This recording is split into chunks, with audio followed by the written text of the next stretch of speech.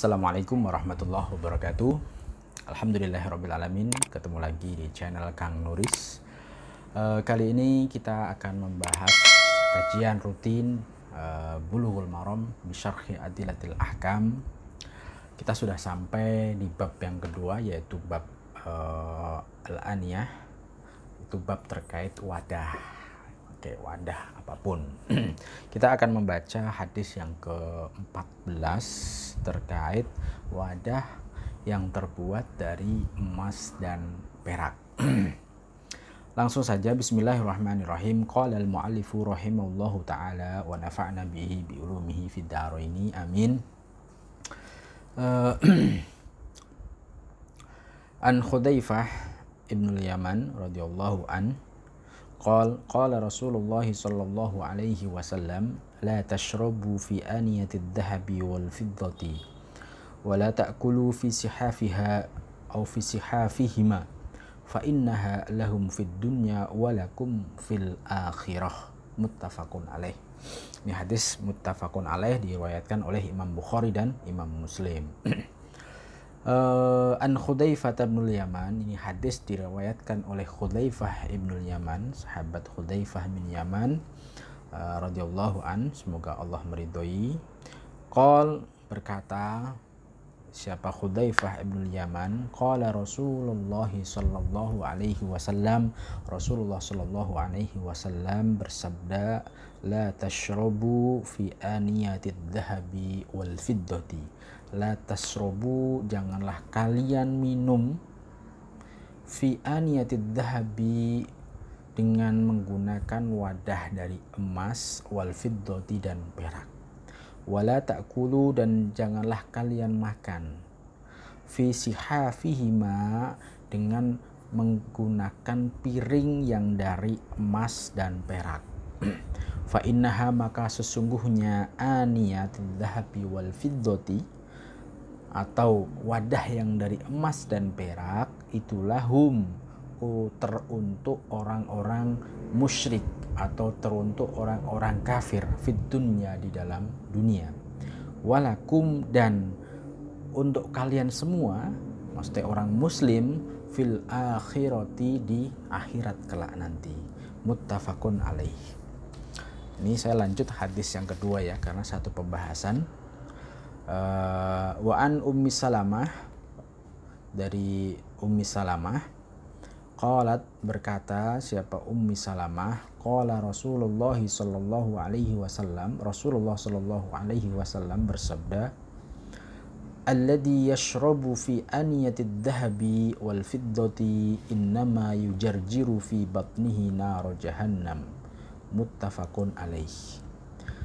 Alladhi, yang yashrobu, yang minum siapa alladhi fi aniyatid dhahabi, dengan menggunakan wadah dari emas, wal fiddati, dan perak, innama yujarjiru, sesungguhnya dia melahap atau meminum, fi batnihi, di dalam perutnya, syarib atau orang yang meminum tadi, naro jahannama, akan api neraka. Muttafaqun alaih. Ini hadis juga diriwayatkan oleh Imam Bukhari dan Muslim.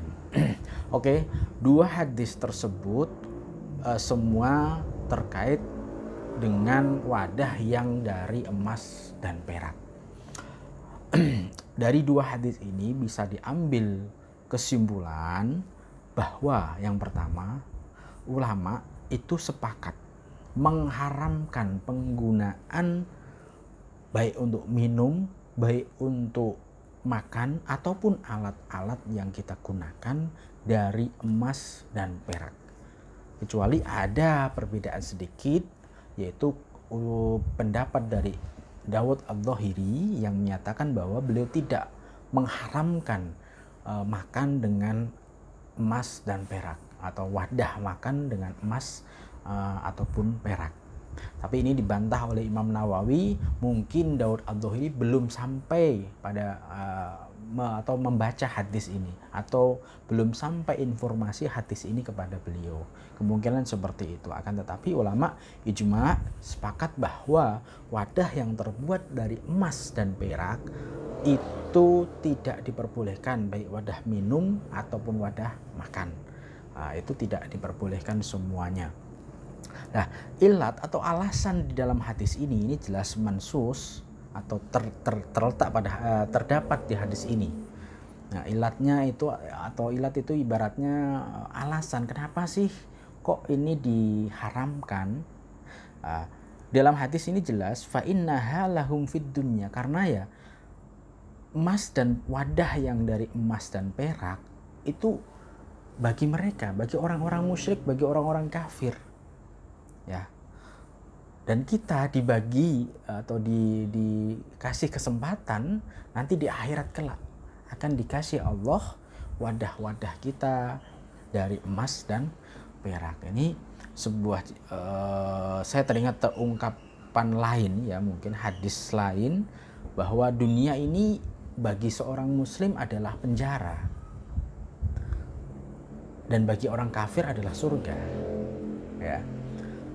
Ini merupakan keyakinan yang harus kita tetapkan di iman kita, di hati kita, di pikiran kita, bahwa Allah mengisyaratkan di dalam hadis ini bukan kok orang muslim jangan jadi orang kaya, itu bukan seperti itu, tetapi Allah memberikan isyarat pada kita, ad-dunya sijnul muslim wa jannatul kafir. Dunia itu penjara bagi orang muslim dan surga bagi orang kafir. Maksudnya adalah jangan sebagai orang muslim kita melihat sesuatu semua karena dunia. Karena dunia ini hanya sementara. Tidak seakan kita selamanya di sini. Bahkan dalam suatu buah riwayat, perbandingan antara dunia dan akhirat, dunia ini ada 8 menit. 8 menit itu ibarat orang Jawa mampir ngombe. Kita hanya mampir minum. Makanya bukan berarti hadis tersebut jadi orang muslim itu harus miskin. Enggak, tetapi maksudnya adalah kita harus benar-benar terpenjara di dalam dunia ini, terpenjara untuk tidak syahwat terhadap keduniawian, terpenjara agar tidak syahwat terhadap sesuatu yang sifatnya materialistik. Itu mungkin maksud daripada hadis tersebut. Nah, kenapa ada hikmahnya dari hadis ini? Pelarangan Rasulullah terhadap penggunaan wadah yang dari emas dan perak.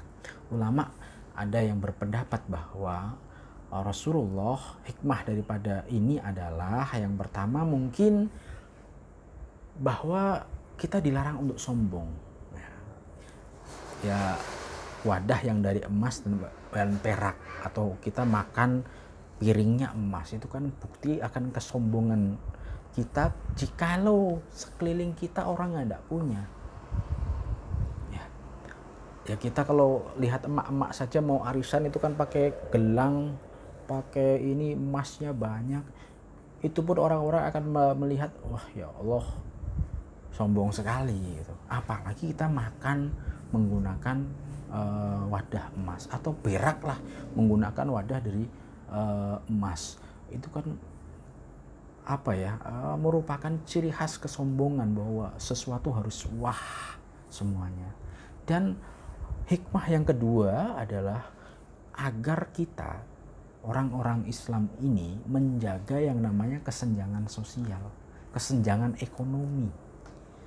Biar tidak terlihat orang yang kaya-kaya, sangat kaya, dan yang miskin sangat miskin. Rasulullah tidak ingin bahwa umatnya melukai umat yang lain. Sesama umat muslim ya kita harus saling membantu, jangan membanggakan diri, mewahkan diri. Itu bukan ciri khas daripada umat Islam. Ciri khas umat Islam adalah sosialis, bersosial ya, bukan komunis ya, bersosial terhadap masyarakat sekitar. Itu menjaga kesenjangan ekonomi. Ini ada hikmah daripada hadis ini. Dan yang ketiga, poin yang ketiga, kesimpulan yang ketiga, kita diperlihatkan ancaman dari Rasulullah Shallallahu Alaihi Wasallam bahwa orang yang makan atau minum dengan wadah dari emas berarti dia makan atau minum sesuatu dari api neraka. Ini ulama, maka dari hadis ini ulama berpendapat bahwa larangan tersebut adalah minal kabair, termasuk daripada dosa besar. Karena terdapat larangan yang jelas atau nahyi yang jelas, la tashrobu wa la ta'kulu. Itu larangannya sharih, jelas sekali. Dan wa'id atau ancaman yang syadid, yang benar-benar serius dari Rasulullah, yaitu apa? Innama yujarjiru fi batnihi naro jahannam. Orang yang meminum dengan minum wadah emas dan perak tadi, innama yujarjiru fi batnihi, dia seperti melahap atau meminum di dalam perutnya naro jahannam, api daripada neraka. Nah, maka dari itu kita ambil hikmahnya dari hadis ini untuk kita tidak merasa sombong terhadap yang lain atau masyarakat yang lain, tetangga-tetangga.